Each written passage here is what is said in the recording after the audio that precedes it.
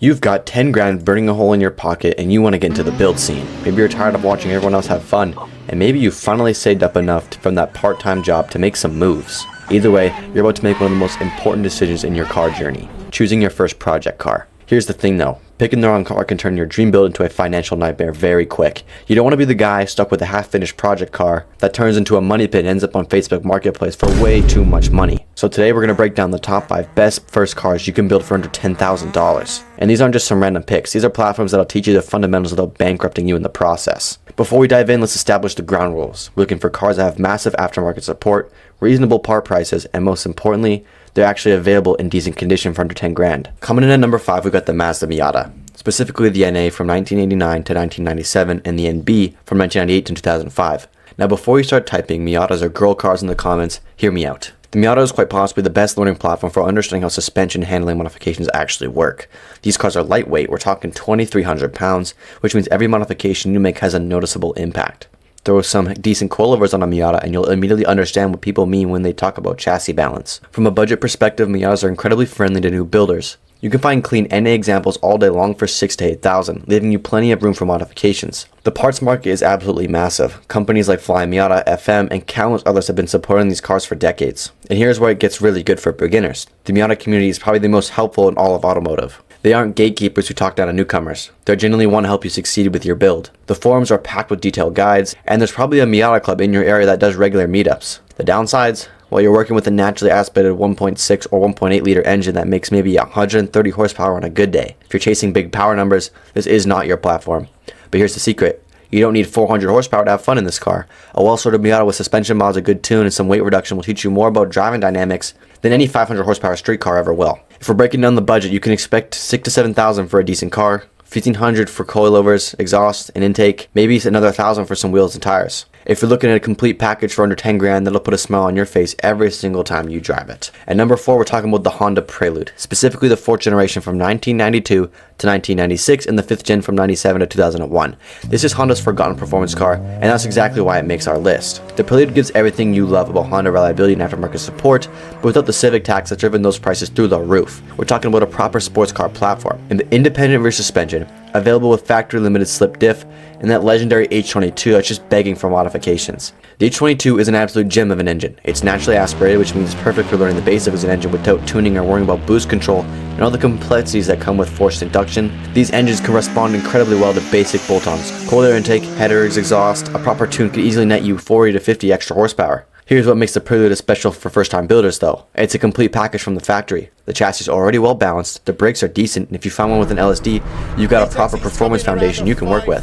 You're not starting with some economy car that needs a complete overhaul to be fun. The part situation is excellent because there's so much that carries over from other Honda models. Need suspension components, Civic and Integras often work with minor modifications. Engine internals, the H-Series has been built by enthusiasts for decades and the knowledge base is massive. The only downside of this car is finding one in good condition. These cars have been drifting under the radar for years, which means they've either been neglected or poorly modified. Especially poorly modified. Should learn how to drive that rice rocket. What's that? Should learn how to drive that rice rocket. You about hit us back there.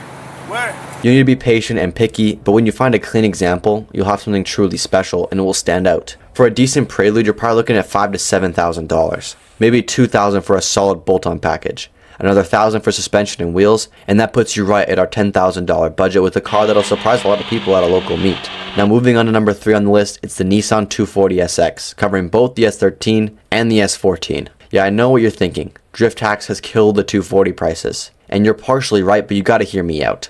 The 240SX is the ultimate learning platform for rear-wheel drive dynamics. If you want to understand weight transfer, throttle control, and how suspension geometry affects handling, there's no better teacher than the 240. The car is perfectly balanced, reasonably lightweight, and responds predictably to inputs. It's not going to bite you like some other rear-wheel drive platforms might. We're talking about decades of aftermarket development, from simple bolt-ons to complete chassis reinforcement kits. The suspension market alone is mind-blowing. You can go anywhere from basic lowering springs to full comp spec setups. But let's address the elephant in the room, the KA24DE engine. Yes, it's not the SR20DET that came in the Japanese 240s, but here's the thing for the first-time builder. The KA is actually a better learning platform. It's naturally aspirated, reliable, and responds well to basic modifications. You can build a K to 200 plus horsepower reliably, and that's more than enough power to learn proper driving technique.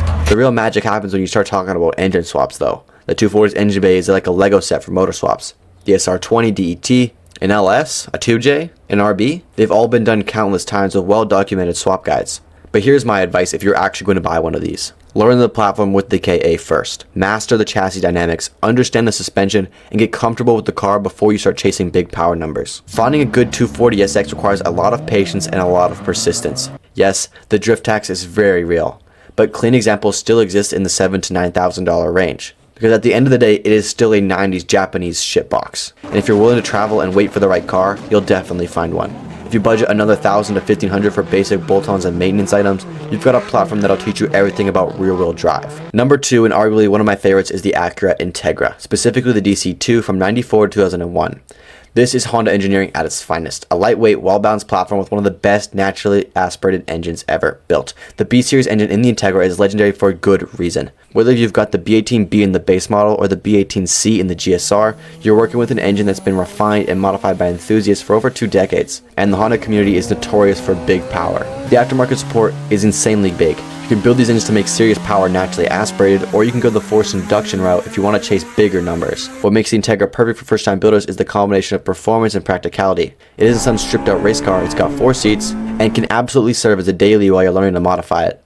The chassis is inherently well balanced, the steering is communicative, and the overall driving experience is engaging without being intimidating. The part availability is probably the best you'll find anywhere. I'm talking about genuine OEM parts still available through Honda, massive aftermarket support from companies like Skunk 2, AEM, and Hondata, and a used part market that's incredibly active.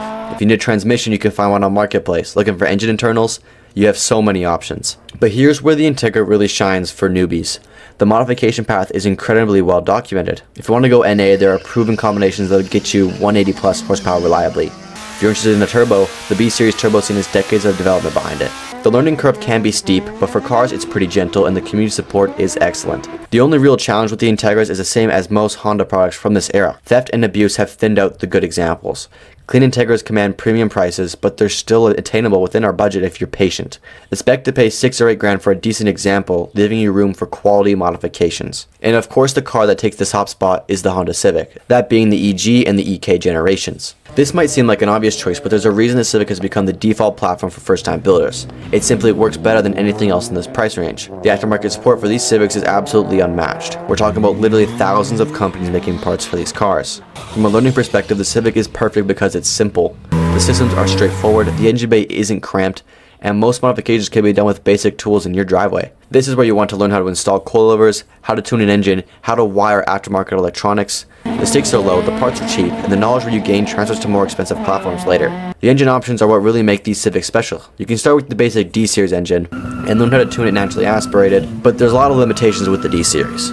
If you're lucky, you'll find an SI with the B16 and have a legitimate performance engine from the factory. But here is the real magic, the K-Series swap.